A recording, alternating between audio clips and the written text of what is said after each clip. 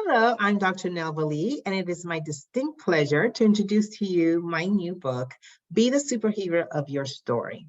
I'm going to go over each chapter, just going to go over just a little synopsis of what each chapter covers, and hope it just kind of whets your appetite to get the book and dig deep into it. Okay, so chapter 1 is the introduction, and basically we introduce you to superhero training. No, you will not have to fall into a vat of toxins to get your powers, but you do need to be dipped in the baptismal pool where you'll be washed clean by the love of Jesus. And you will receive that power as a superhero from the Holy Spirit himself. Chapter 2 starts off with stuff happens. And basically, we address the elephant in the room, which is everybody goes through challenges. Everybody has crisis in their life. Life happens. This is the human experience. And we basically just deal with that elephant in the room and address the fact that everyone will face challenges at some point. It's how we deal with those challenges, how we overcome the challenges that we face that really separates the wheat from the chaff, if you will. One of my favorite quotes that I do include in this chapter is by Chuck Swindoll. And it says, "Problems are nothing but opportunities, brilliantly disguised as insurmountable obstacles." And I love that quote because oftentimes we see this mountain that looks completely insurmountable. But really, it's just an opportunity. If you really just change your lens, change your perspective, it's an opportunity for growth. It's actually an opportunity for amazing things to happen in your life, to be uncovered. But if you're looking at it as a closed door, you're never going to discover the beauty of what this problem is really presenting you with. So in chapter 3, we kind of delve a little bit deeper into problems and how some people address those problems. And they become basically crippled by their problems, crippled by circumstance. And everybody has a story. Everybody will tell you, "You don't know my story." And they'll proceed to tell you everything about their story and why that gives them a reason to be crippled by their story. But that's just an excuse. And excuses are just as good as lies. When we just take responsibility for our own response to our circumstance, and decide that this circumstance is really a way for me to really display my strength or the strength that's within me, which is hopefully that of the Holy Spirit. At that point, then you realize that really circumstances are not here to cripple us.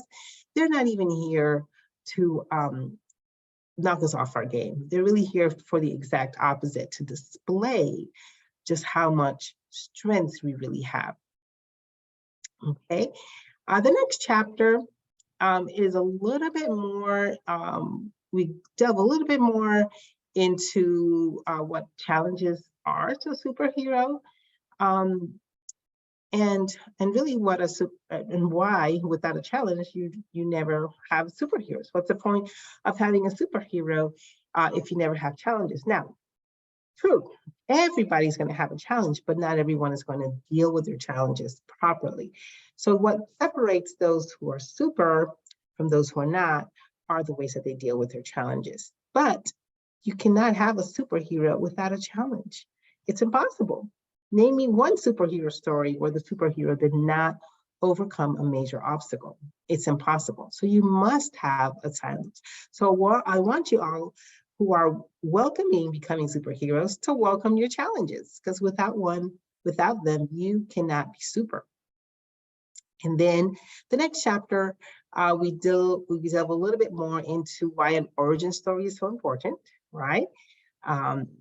You cannot have a challenge-free origin story. There's no such thing. And everybody's inspired by origin stories. Everybody's inspired by the way that someone becomes super, okay? And so make sure that your story is beautiful and make sure that your origin story is indeed one for the ages, one for the books. Okay, nobody wants a boring, no one's gonna read a boring origin story. For starters, no one's gonna wanna see it on TV. If someone had to make a movie out of your life, will they be inspired by it? Did you have to overcome anything? And so that is why an origin story is so important. And look at your life, look at your current circumstance, and realize that it's writing out your origin story as we speak. Then I tell you a little bit about my story. I don't go into too much detail about it. I have other books for that, but I wanted to give you a little bit of a little snapshot, if you will, to let you know that my life has not been without its challenges. I often tell people that I wouldn't pay $1 million to go through my childhood, but also it's all about changing the perspective of it. So I have in this chapter both my terrible childhood and my amazing childhood, because really it's all about the perspective that you put your past into. And so I do it in this chapter, and then I invite everyone to do it with their own story about recasting their past. So it's all about changing the perspective. And this is a famous quote by Dale Carnegie I included in this chapter. It's life is 10% what happens to me and 90% how I respond to it. When we take full responsibility for the way that we respond to life, then we can't blame any circumstance on the way that we respond. We just can't. Well, that's because we're taking full responsibility for our own actions and our own responses. Nobody can control your response. That's one thing that you have full control over. You can't control what happens to you. But really and truly, 10% of how your life comes out is on what happened to you. The rest of it, 90% of it, is how you responded to it and how you continue to respond to it. So it's all about the story that you tell yourself. So I highly encourage you to tell yourself the right story. And then in the next chapter, we dig a little bit deeper into tools. Okay, so you can say this is a book with two parts, right? Part one is kind of setting everything up and letting you know that you have the power within yourself to change, that nothing in your life currently or in your past can affect your life unless you want it to, unless you let it. Now, part two is all about the tools. And tool number one is forgiveness. But I like to call it granting mercy. I hate that word forgiveness. It makes me feel powerless in a way. And I think a lot of people have a problem with the word forgiveness. But granting mercy, that's something that judges do. That's something that dignitaries, judges and governors and presidents grant mercy, right? Well, you have that power and the authority to grant mercy as well, but it will liberate you when you do that. Granting mercy is it allows you to become a superhero. No superhero can be a superhero shackled to what someone else has done to them. It's just impossible. And so the longer you are shackled by what was done to you, the less you are going to live your true potential and live in your truth and your power. And then I talk a little bit about, in chapter 9, how God chooses superheroes. We often think that God chooses people because they're strong and they're fearless and they're so courageous, but could be further from the truth. Every single story in the Bible talks about someone that everybody else, humans, cast out because they were too weak, they're too cowardly, they were too Moses had a stutter. Gideon was cowardly. He was hiding out in a wine press. David was a tiny little runt of the family. And the list goes on and on. Nobody that the world thinks of as a mighty warrior is someone that God usually chooses. He does not choose the strong, but chooses the weak, because it's his strength that makes us superheroes.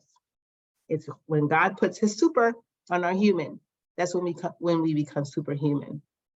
And so I talk a little bit about that in this chapter. And then the following chapter is all about how we all have the power to become superhumans. We all have superpowers. It's just some of us just don't want to find them.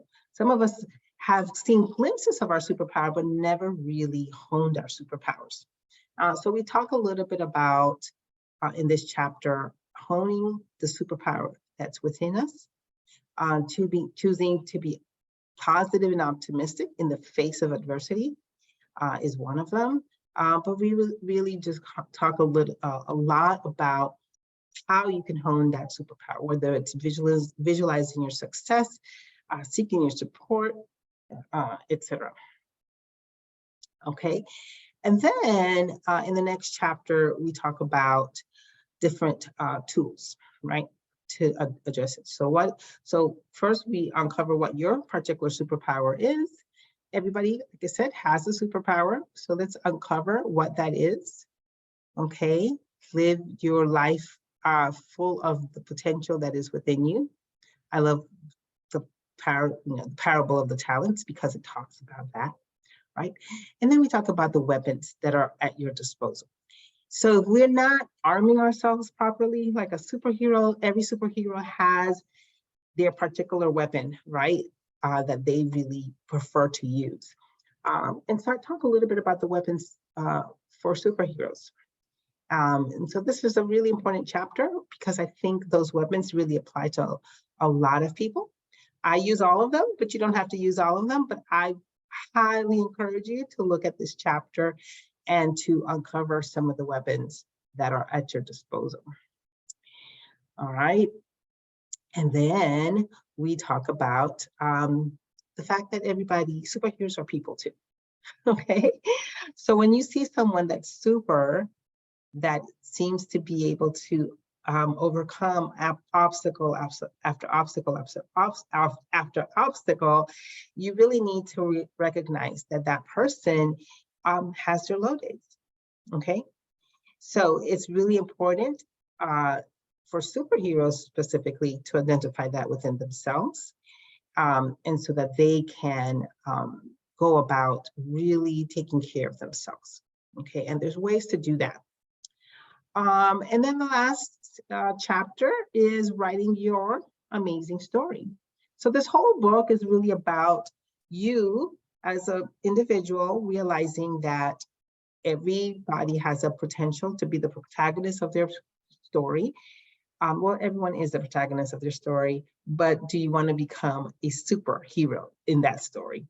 Or do you want to, and everyone can have an amazing story, and it's all about how you can start it today, doesn't matter how old you are, and it's all about how you recast your past, how you identify the challenges in your life right now as potential ways for you to really display God's power in your life, okay? And so we talk a little bit about that in that chapter. It's really just delving deep into how you can write your amazing story, okay? And then we have the afterword and my dedication. And that's it. That is the book in a nutshell. Be the superhero of your story. I hope you get it. Really dig deep. If you know of someone that's really struggling and feels like they're just under a mountain of obstacles, I think this is a good book for them. Okay, so feel free to pass it along to your friends and your family members that might need it. Have a great day. Bye-bye.